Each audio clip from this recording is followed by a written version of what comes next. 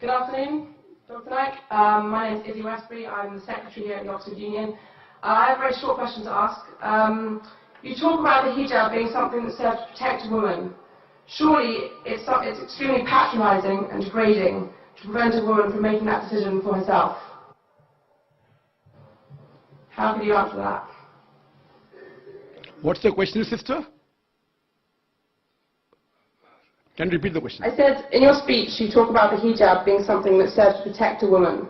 But how is it not extremely patronising and degrading in not allowing a woman to make that decision herself? Sister posed a very good question, that when I say that hijab is required for a woman, isn't it not degrading for the woman to patronize it? Isn't it degrading? If you read the Quran and Islam has prescribed hijab. That means the woman should be covered. The only part that can be seen are the face and the hands up to the wrist. This is for the modesty. And it is not only mentioned in the Quran, it is also mentioned in the Bible. If you read the Bible, in the 1 Timothy, chapter number 2, verse number 9, it says that women should be dressed up with shamefacedness. They should be dressed up with sobriety and should not wear braided hair of gold or pearls. It's further mentioned in the 1 Corinthians, chapter number 5, verse number 7 to 11. The woman that does not cover her head, then she dishonors her head. Her head should be shaved off. Anyway, I don't agree with this. I'm just quoting you from the Bible. Same way, if you go to the Vedas, it says that the woman should cover the head. So all the religious scriptures, they talk about the woman covering their. It is for modesty. It is not to degrade the woman. And if you analyze, there was allegation made against me, saying that Dr. Zakir Naik says that that if they don't wear hijab, that if you wear Western clothes, there are chances the woman will be raped. It is a misquotation again.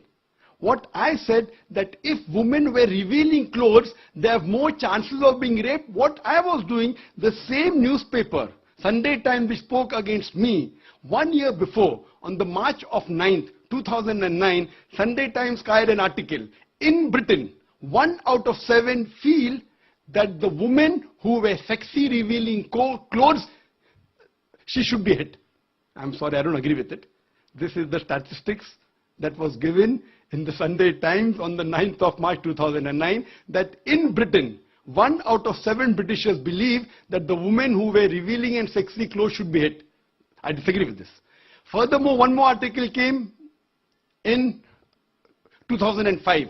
In the same newspaper, Sunday Times, it said that 26% of the Britishers, they feel that wearing revealing clothes is partially or totally responsible for the rape.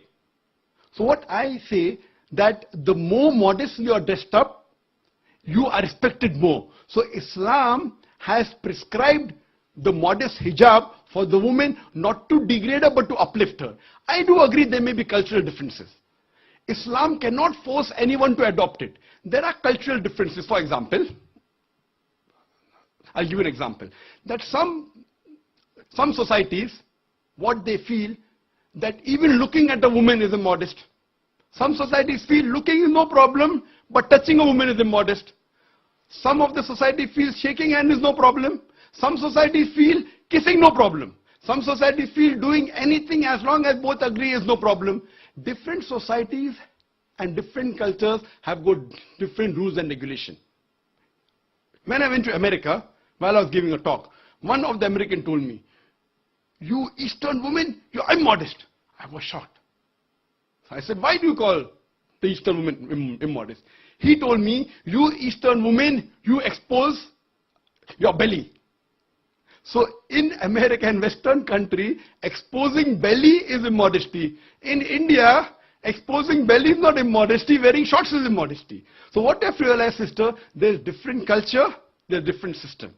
Islam cannot force anyone to adopt. It's clearly mentioned in the Quran in Surah Baqarah chapter number 2, verse number 256, La ikraha fid din, there is no compulsion in religion. But if some women want to adopt the hijab because they feel modest and they feel respected, I feel no other woman should disagree. And when I've been to UK, I've seen hundreds and thousands of women who do cover their hair and who feel that they are uplifted because of this modesty.